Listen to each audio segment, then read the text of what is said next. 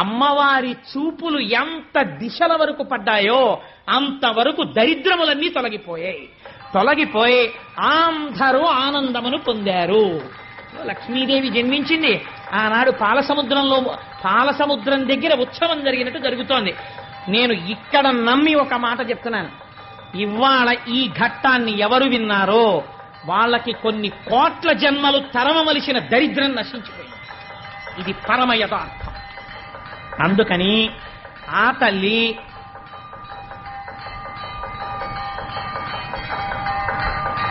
ఒక్కసారి మీ అందరూ కూడా మానసికంగా అదిగో అక్కడ ఆ నీరాజనాన్ని తీసుకోండి, ఒక్కసారి అది కళ్ళకద్దుకుని నమస్కారం చేసుకోండి.